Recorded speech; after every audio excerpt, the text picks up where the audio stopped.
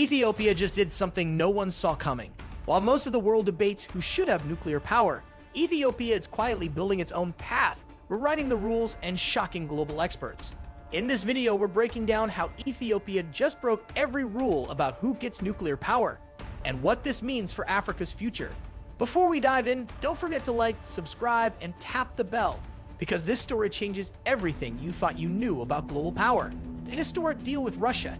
In September 2025, Ethiopia took a massive step forward by signing an action plan with Russia's nuclear giant Rosatom. The agreement was signed in Moscow during World Atomic Week between Rosatom's Director General and the head of Ethiopia's Electric Power Corporation. This wasn't just a handshake deal. It's a detailed roadmap for building Ethiopia's first nuclear power plant. The plan includes everything from construction blueprints to training Ethiopian engineers and scientists. Russian President Vladimir Putin and Ethiopian Prime Minister Abiy Ahmed held direct talks about the project, showing just how serious both countries are about making this happen. The target is ambitious: 2 reactor units, each producing about 1,200 megawatts of power, expected to come online between 2032 and 2034. Why Ethiopia needs nuclear power? Ethiopia faces a serious energy problem that most people don't realize. Nearly half of all Ethiopians still lack access to electricity. The country relies heavily on hydropower from the Blue Nile, which provides over 80% of its electricity supply. But climate change has made this incredibly risky. When droughts hit the Horn of Africa, hydropower reservoirs run dry. This leads to blackouts, power rationing, and factories shutting down. Ethiopia's economy suffers every time the rains don't come. Nuclear power offers a solution that weather can't destroy.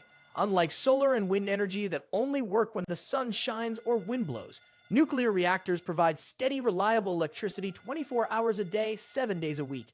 For a country trying to industrialize and lift millions out of poverty, this kind of reliable baseload power is essential. The Grand Ethiopian Renaissance Dam is impressive, but it can't solve everything. Nuclear energy gives Ethiopia a backup plan and energy security. Breaking the rules. Ethiopia is doing something that challenges conventional wisdom about nuclear power. Traditionally, only wealthy countries with strong economies and advanced technical capabilities have built nuclear plants. Think of the United States, France, Japan, and South Korea. In Africa, only South Africa currently operates a nuclear power plant. But Ethiopia has a debt-to-GDP ratio above 50% and is still a developing nation. The country lacks the nuclear infrastructure, trained personnel, and regulatory frameworks that experts say are necessary. The International Atomic Energy Agency lists 19 different requirements that countries must meet before operating nuclear facilities. Ethiopia has only just started working on these, yet the country is moving forward anyway. How? By partnering with Russia, which offers state-backed loans and build-own-operate models that remove the biggest financial barriers. Ethiopia is also focusing heavily on training its own people, establishing a center of excellence for nuclear science and technology, and sending scientists abroad for education. The bigger picture for Africa. Ethiopia is not the only African nation turning to nuclear energy as a solution for its growing power demands. Across the continent, several countries are now embracing nuclear technology as part of a broader push toward energy independence and industrial development. Egypt, for instance, is leading the way with its massive El Dabaa nuclear power plant, a $30 billion project being built with assistance from Russia's state-owned company Rosatom. Once completed, it will make Egypt one of the few African countries with a functioning, large-scale nuclear facility. Other nations are following suit. Niger, which is already rich in uranium reserves, has announced plans to construct 2 major nuclear reactors. Kenya, too, has outlined an ambitious clean energy strategy that includes nuclear power as a long-term goal, aiming to diversify its energy mix and reduce reliance on hydropower and imported fuels. According to the International Atomic Energy Agency, IEA, at least 22 African countries have formally expressed interest in developing nuclear energy programs. This growing momentum reflects a major shift in thinking. By 2050, Africa's electricity generation capacity will need to increase many times over to meet the demands of its rapidly expanding population, urbanization, and economic growth. The challenges ahead. The road ahead for Ethiopia's nuclear ambitions will be long and complex. Constructing a nuclear power plant is not something that happens quickly. It usually takes around a decade, from the initial planning and site selection to the final commissioning of the facility. The financial burden is also immense, with total costs often reaching tens of billions of dollars. Beyond the financial and technical hurdles, Ethiopia faces institutional challenges. The country currently lacks a fully independent and technically skilled nuclear regulatory authority, which is essential for overseeing all aspects of nuclear safety, radiation protection, and compliance with international standards.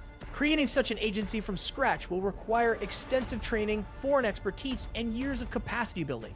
Managing the long-term aspects of nuclear energy presents additional difficulties. Radioactive waste must be stored securely for thousands of years, and Ethiopia will need to develop a permanent storage or disposal strategy that meets international safety standards. Decommissioning old plants and maintaining constant safety monitoring also demand large sums of money and highly specialized knowledge. Securing a reliable supply of uranium fuel is another concern. Uranium is not widely available, and purchasing it often involves political negotiations and cooperation with countries that already have established nuclear industries. This could make Ethiopia dependent on certain allies or expose it to political pressure. On a regional level, Ethiopia's nuclear plans could raise sensitivities. The country's construction of the Grand Ethiopian Renaissance Dam, GDRD, has already caused tensions with downstream nations like Egypt and Sudan over the use of Nile River water. Introducing nuclear power, even if meant purely for civilian purposes like electricity generation, could alter the balance of influence in the Horn of Africa. It is therefore crucial for Ethiopia to maintain transparency, demonstrate peaceful intent, and uphold its commitments to global non-proliferation treaties. What this means for the future: Ethiopia's growing interest in nuclear energy represents a bold and symbolic step in its quest for modernization and energy independence. More than just another power source, it marks a shift in how developing countries approach advanced technology and who gets access to it. By venturing into nuclear energy, Ethiopia is positioning itself among a small group of African nations, seeking to break away from traditional fossil fuel-based development models and leap directly into cleaner, more sophisticated forms of power generation.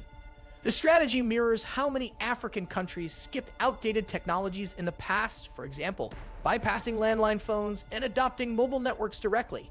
Ethiopia hopes that nuclear energy can serve a similar purpose, allowing it to leapfrog the long, carbon-heavy industrialization process that wealthier nations underwent. If successful, this approach could inspire other developing countries across Africa and beyond to follow a similar path, proving that advanced energy systems are not exclusive to rich nations. However, the stakes are high. A successful rollout of Ethiopia's nuclear program would spark a wave of technological investment, scientific education, and clean energy expansion throughout Africa. But if the project fails, whether due to technical, financial, or political challenges, it could set back nuclear ambitions across the continent for decades, reinforcing the idea that such technologies are out of reach for developing nations. A key part of Ethiopia's nuclear initiative lies in its partnership with Russia, which includes training programs to develop a new generation of Ethiopian nuclear scientists, engineers, and technicians. This human capital investment could profoundly reshape Ethiopia's role within Africa's energy and scientific communities.